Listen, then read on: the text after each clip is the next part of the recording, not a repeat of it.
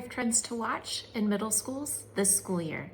Now, I can't predict student trends like what slang terms and water bottle styles are going to be the most popular this school year, but we can talk about trends that are likely to affect the world of middle school.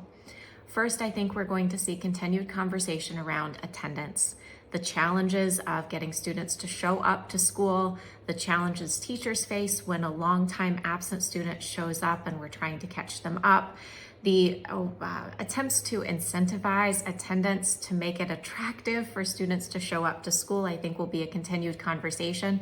But this also includes conversation around shifting enrollment, that some schools are seeing their enrollment decline while other schools are seeing their enrollment climb, and schools are navigating this shifting, changing enrollment as demographics and movement within our communities also change and take place.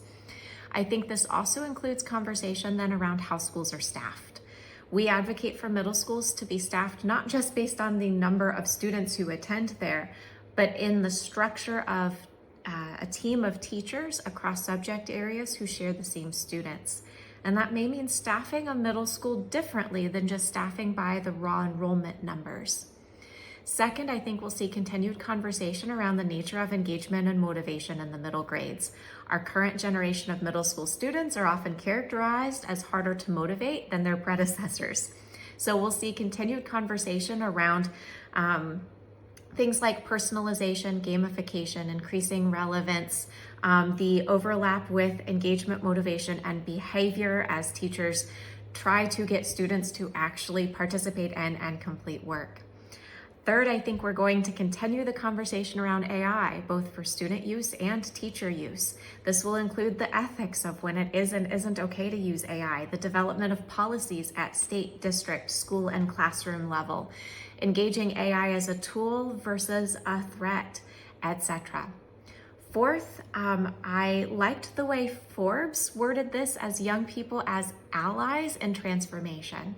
We advocate for students to have a partnership with their educators and with their schools in developing their learning and other school experiences. To see now better acknowledgement of this experience for middle school aged students in the broader culture is such a good thing to get to see.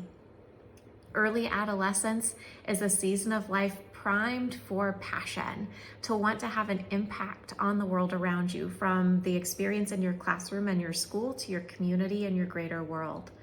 Finally, the fifth trend I think we need to keep our eyes on is the broader community of school and learning. That less and less is it that the school is an independent agency in its community, but instead, as we advocate in characteristic 7 of the successful middle school, is we believe that schools function in partnership with their community. When I was looking at upcoming trends and doing this research, Forbes termed this learning ecosystems, and I like that language quite a bit.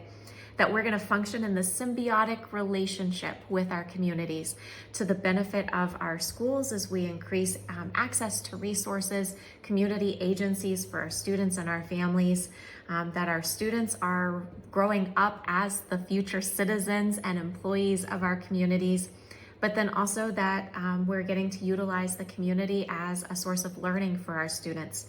You know, career exploration, job shadowing, bringing guest speakers in, service learning projects so we can foster that kind of real world impact that students crave, etc.